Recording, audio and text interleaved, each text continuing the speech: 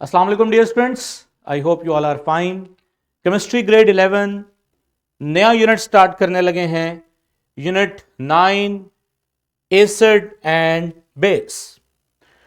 Dear students, first knowledge है, knowledge 9.1 उसका first lecture है। इस लेक्चर में हमारे जो लर्निंग आउटकम्स हैं पहले वो हम देख लेते हैं। हमने डिफाइन करना है conjugate acid base pair, identify करना है conjugate acid base pair in reaction, distinguish that Lewis acid accept lone pair and Lewis base donate lone pair to make a coordinate covalent bond. Apply the concept of conjugate acid and base on salt hydrolysis. Use the concept of hydrolysis to explain why aqueous solution of some salts are acidic and basic. 2 lectures के अंदर हमारा ये knowledge complete होगा। आज हम लोग identify करने की कोशिश करेंगे और डिफाइन करने की कोशिश करेंगे what are conjugate acid base pairs. Dear students, जैसे कि आप जानते हैं कि केमिस्ट्री के अंदर केमिकल्स को कैटेगराइज किया जाता है डिफरेंट तरह से। मसलन ऑक्सीडाइजिंग एजेंट, रिड्यूसिंग एजेंट्स, कुछ केमिकल ऑक्सीडाइजिंग एजेंट है, कुछ केमिकल रिड्यूसिंग एजेंट्स हैं। इसी तरह कुछ केमिकल्स को आप इस तरह से भी कैटेगराइज कर सकते हो कि there some are acidic and some are basic and some are neutral. ठीक है ना। तो केमिस्ट्री के अंदर ये क्लासिफिकेशन के डिफरेंट तरीके हैं। उनमें से काफी तरीकों में से एक तरीका है एसिड एंड बेस। ठीक है। तो कौन से केमिकल देखेंगे केमिस्ट्री में एसिडिक होते हैं, कौन से बेसिक होते हैं। बाय द वे, हम लोग अपनी प्रीवियस क्लासेस में कुछ पढ़ के आए हैं अबाउट आर्हीनस और ब्रॉन्स्टेड लोरे एंड लिविस। लिविस का शायद आपने पहले नहीं पढ़ा, लिविस का कॉन्सेप्ट आप फर्स्ट ईयर में पहली दफा पढ़ोगे, लेकिन आर्हीनस के बारे में तो आप पढ़ के आए हो। Those chemicals which donate hydrogen ion, ऐसे तमाम केमिकल्स जो हाइड्रोजन आयंस डोनेट करते हैं स्पेसिफिकली इन एक्वस सोल्यूशन, हम उन्हें क्या बोलते हैं? They are Arrhenius acids. उसकी एग्जांपल है HCl। अब HCl की जगह आप यहां पर HNO3 भी लिख सकते हैं, आप यहां पर H2SO4 भी लिख सकते हैं। बहुत सारे एसिड्स हैं। जनरली एसिड्स को आप HA के साथ मेंशन करते हैं, HA। तो आर्हीनस एसिड ऐसे तमाम केमिकल्स जो प्रोटॉन डोनर होते हैं एक्वस सॉल्यूशन के अंदर, दे आर आर्हीनस एसिड्स। सिमिलरली अगर मैं एसिड के ऑपोजिट केमिकल की बात करूं तो वो बेस है। तो बेस के लिए क्या है? Hydroxyl ion donor. जो भी हाइड्रोक्सल आयन डोनर होगा वो हमारे पास बेस होगा। ठीक है। फिर कुछ आर्हीनस में लिमिटेशंस आ गई कि ये इसके लिए एक्वस सॉल्यूशन जरूरी है, और इसके अलावा बहुत सारे केमिकल्स ऐसे थे जो आर्हीनस के एसिड बेस के ऊपर पूरा नहीं उतरते थे। मसलन ब्रॉन्स्टेड, लॉरे ब्रॉन्स्टेड के कॉन्सेप्ट के मुताबिक देखा जाए तो अमोनिया एक बेस है। अमोनिया के पास लॉन पेयर होता है, लेकिन अमोनिया OH तो नहीं डोनेट करता, लेकिन फिर भी ये बेसिक नेचर का है।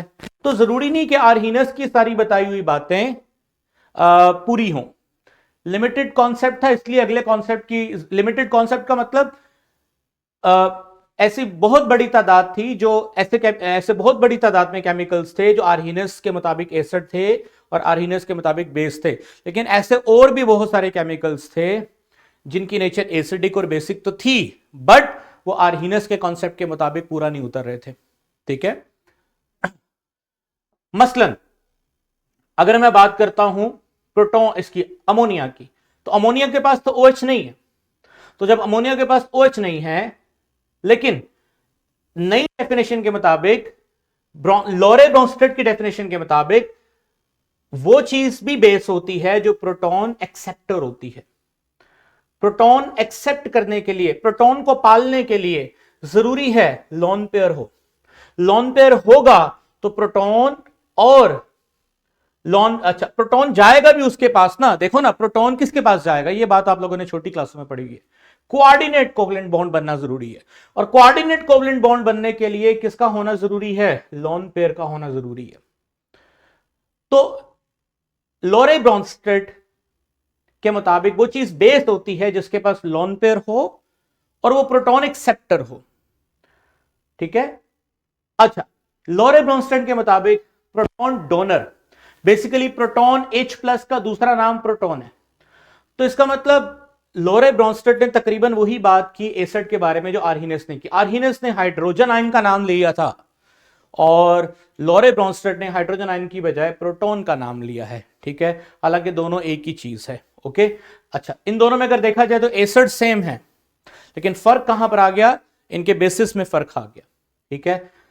सेकेंडली, आर्हीनेस का जो कॉन्सेप्ट है वो एक्वस मीडियम में अप्लाई होता है, और जो ब्रॉन्स्टेड का एसिडिक कॉन्सेप्ट है वो एक्वस और नॉन एक्वस दोनों मीडियम्स के ऊपर अप्लाई हो जाता है, ठीक है। अच्छा, लिविस की बात करते हैं। लिविस के मुताबिक हर वो स्पीशी जो इलेक्ट्रॉन पेयर एक्सेप्ट करती है, इलेक्ट्रॉन पेयर एक्सेप्ट करती है, यानी जिनके सेंट्रल एलिमेंट इलेक्ट्रॉन डेफिशिएंट होते हैं, इलेक्ट्रॉन डेफिशिएंट होते हैं, मसलन अगर मैं BF3 की बात करूं, ठीक है ना, आप लोगों ने ये छोटी क्लासों में एग्जांपल्स पढ़ी हैं। BF3 का जो बोरोन है, they are incomplete in terms of their octet, उसके पास 2 इलेक्ट्रॉन्स की कमी है, तो ये इलेक्ट्रॉन पेयर एक्सेप्ट करेगा ना। आप लोगों को एक बड़ी मशहूर एग्जांपल याद होगी बिटवीन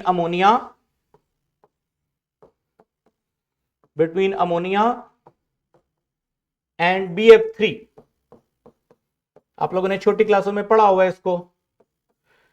तो इसके पास लॉन पेयर है और इसको लॉन पेयर की जरूरत है। जब इसके पास लॉन पेयर है और इसको लॉन पेयर की जरूरत है तो ये डोनर होगा और ये एक्सेप्टर होगा। इस तरह से ये लॉन पेयर देने वाला इलेक्ट्रॉन पेयर डोनेट करने वाला, अब इलेक्ट्रॉन पेयर डोनेट करके प्रोटॉन को लिया भी जा सकता है। एक केस तो ये है जो मैंने पीछे डिस्कस किया, और दूसरा केस ये है कि इलेक्ट्रॉन पेयर देकर किसी ऐसी स्पीशी को दिया जा सकता है जिसको इलेक्ट्रॉन पेयर की जरूरत है, जैसे BF3। इनके दरमियान में जो कंपाउंड बनेगा वो होगा NHHBF3, ठीक है। Now this is the coordinate covalent bond जो डोनर और एक्सेप्टर के साथ बना है। Now this is Lewis base and this is Lewis acid। तो जरूरी नहीं कि एसिड प्रोटॉन डोनर ही होते हैं या H+ डोनर ही होते हैं। एसिड वो भी स्पीशीज हैं जो इलेक्ट्रॉन पेयर एक्सेप्टर होते हैं। और कौन होते हैं इलेक्ट्रॉन पेयर एक्सेप्टर? ऐसी तमाम स्पीशीज जो इलेक्ट्रॉन डेफिशिएंट होंगी।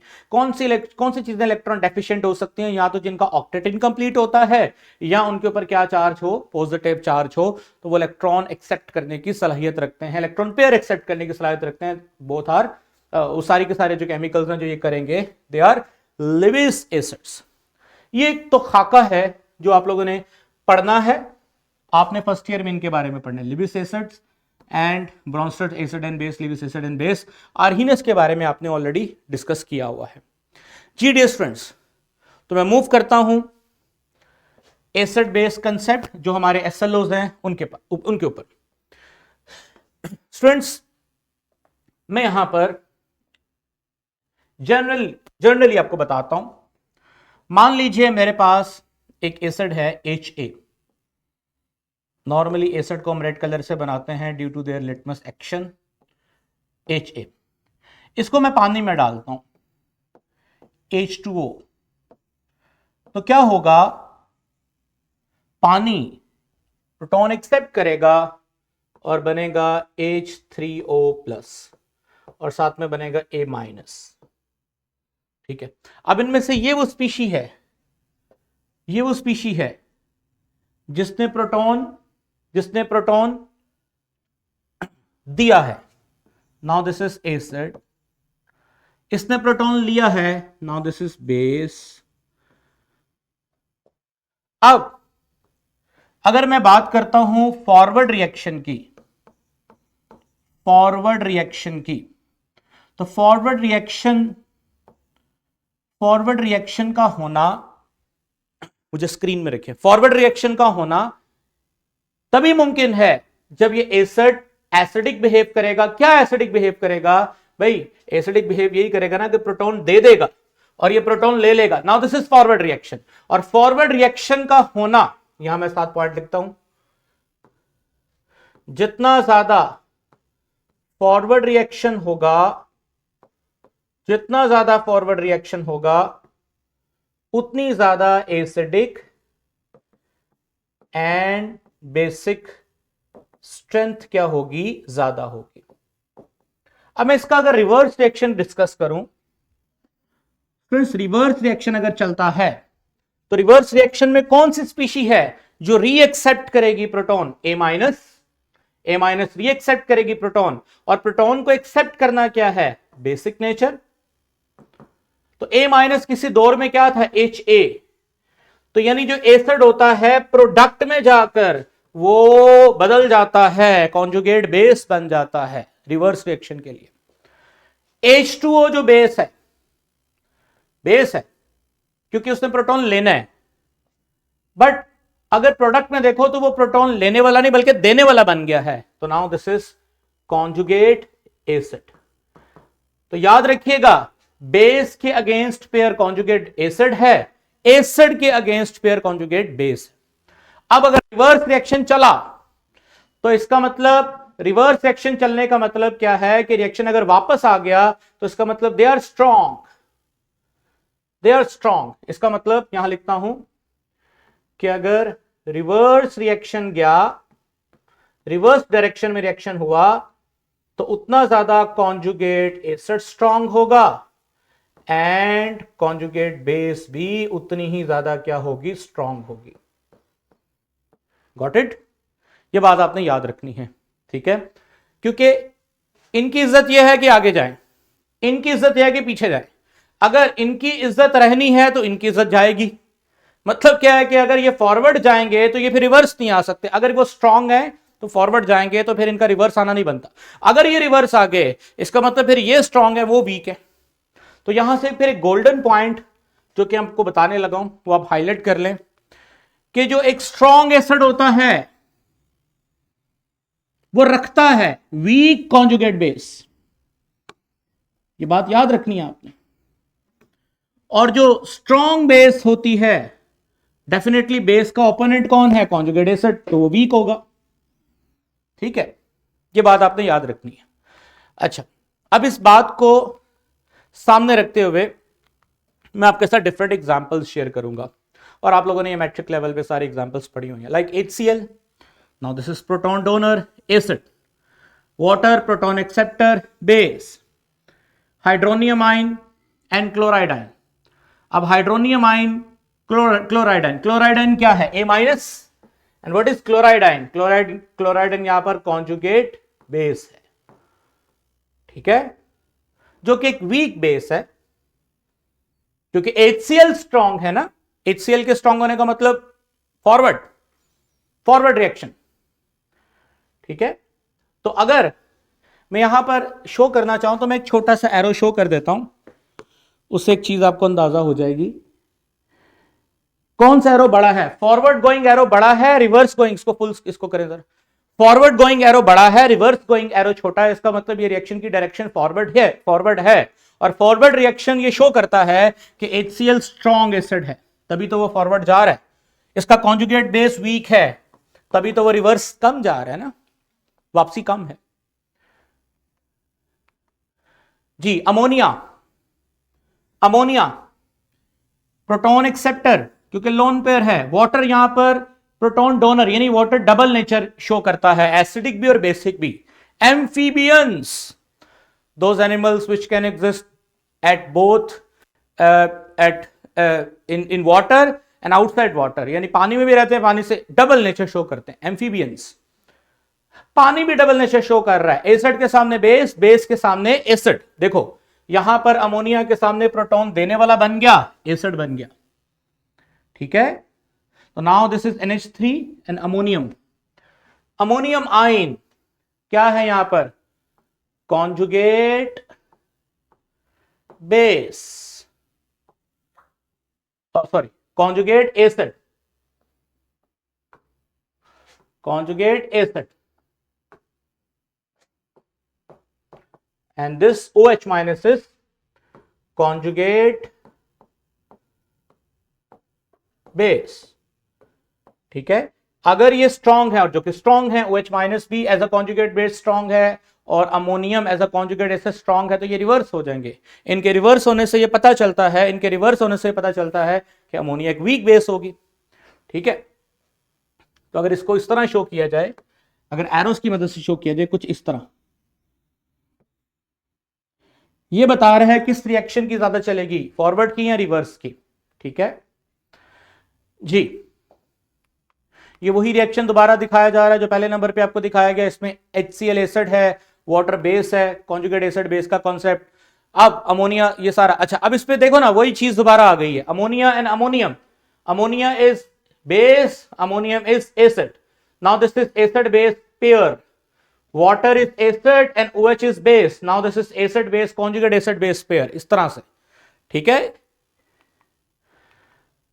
अब ये डेटा है, ये डेटा, अब ये काम का डेटा आपके, मतलब आपको सवाल अगर समझना है तो यहां से समझना है। स्टूडेंट्स, ये मैंने डिफरेंट तरह के एसिड्स लिखे हुए हैं, पर chloric acid, sulphuric acid, hydrogen iodide, hydrogen bromide, hydrogen chloride, nitric acid, ये सारे एसिड्स हैं। और अच्छी बात क्या है कि जो टॉप पे हैं, टॉप पे ऊपर, वो उतने स्ट्रॉन्ग एसिड हैं, और जो बॉटम पे हैं वो उतने वीक एसिड हैं। अब ये लिखा हुआ है स्ट्रॉन्ग एसिड के सामने they undergo complete acid ionisation in water, पानी में ये मुकम्मल तौर पे हल होने की सलाहियत रखते हैं, तभी तो ये स्ट्रॉन्ग एसिड हैं। अब इनके सामने है इनकी कॉन्जुगेट बेसिस। जी जरा गौर कीजिएगा, पर क्लोरिक एसिड में से H प्लस निकाल दो, क्या बचेगा, ClO4 माइनस पर chlorate ion. Now this is conjugate base. H2SO4 में से H प्लस निकाल दो, क्या बचेगा, HSO4 माइनस 1। HI में से I निकाल दो, क्या बचेगा, iodide, bromide, chloride, nitride. These are conjugate bases. चलें जी, कौन बच्चा मुझे बताएगा, शाबाश।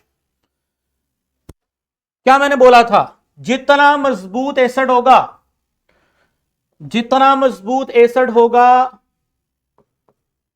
उसकी बेस, कॉन्जुगेट बेस उतनी कमजोर होगी। ये दोनों ऐसे ऐसे चलती। अगर ब्लू एरो बड़ा हुआ तो रेड एरो छोटा होगा। आप ये एरो भी देख सकते हैं, इसका मतलब इंक्रीजिंग बेसिक स्ट्रेंथ। इसका मतलब ये हुआ कि नीचे वाली बेसिस स्ट्रांग है, नीचे वाली बेसिस जो है वो स्ट्रांग है, ऊपर वाले एसिड स्ट्रांग है।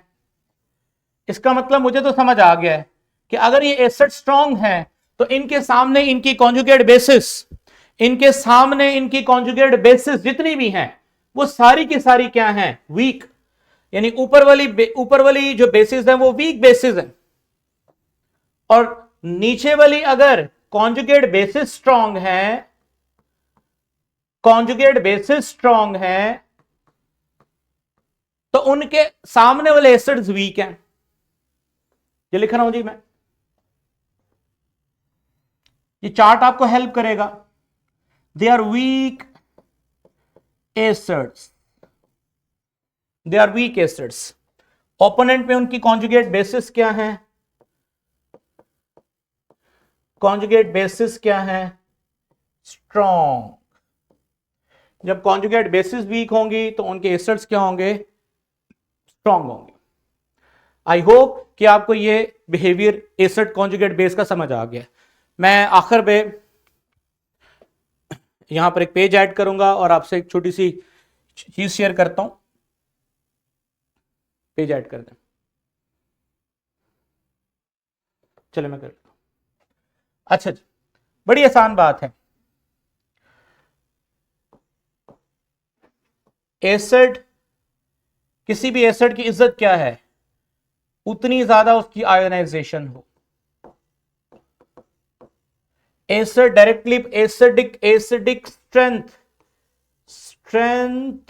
strength of an acid directly proportional to ionization of acid.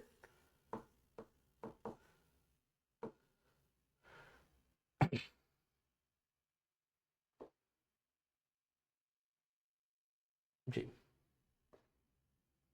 इसको जरा साइड पे कीजिए। आयोनाइजेशन ऑफ एसिड, ठीक है ना। इसी तरह strength of base directly proportional है ionization of base.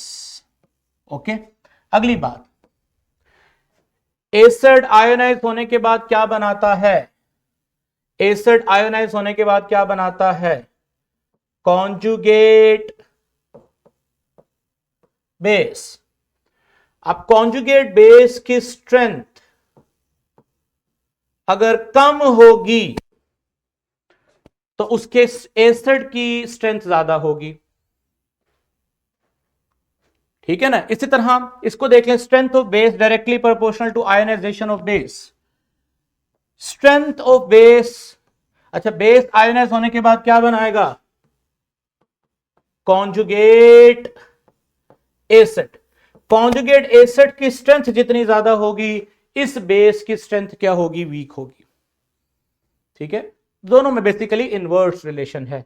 I hope कि आपको आइडेंटिफाई करना आ गया कि which one is an acid and which one is conjugate base. आसान सी निशानी मैं बता देता हूं कि एसिड में से प्रोटॉन निकाल दो तो पीछे क्या बचेगा? Conjugate base. अच्छा, इसमें मैं जाते जाते एक चीज बताना चाहता हूं, ये देखो HSO4 इधर भी है, HSO4 इधर भी है। इसका मतलब HSO4 कॉन्जुगेट बेस भी काम कर रहा है और HSO4 एसिड भी काम कर रहा है। क्या मतलब है इसका? देखो ना, अभी HSO4 में से एक और H निकल सकता है। अगर ये एक और H प्लस देगा तो H प्लस देना कौन सा रवैया है? एसिडिक। और SO4-2 का बनना, now this is conjugate base. ऊपर वाली बात करें तो H2SO4 था, H2SO4 में से एक H निकल के HSO4 बनना, तो ये है तो एसिड, लेकिन प्रोटॉन देने के बाद यहां पर ये क्या बना? Conjugate base. यानी कुछ स्पीशीज ऐसी होंगी जो कॉन्जुगेट बेस में भी फिट हो सकती हैं और एज एन एसिड भी फिट हो सकती हैं। मसलन अभी मैं आपको एक और एग्जांपल देता हूं। मिसाल के तौर पे H3PO4 आयोनाइज होगा, बनेगा H2PO4-1। आयोनाइज होगा, बनेगा HPO4-2। आयोनाइज होगा, बनेगा PO4-3। अब मुझे बताओ, शाबाश, ये क्या है? एसिड। एसिड का ये कौन है? Conjugate base. अब अगर देखा जाए तो इसने क्या दिया था? H प्लस दिया था।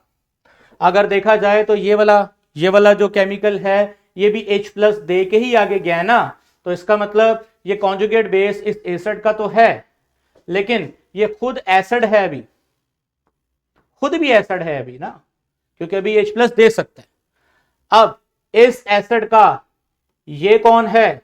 Conjugate base. ये क्या है? Conjugate base.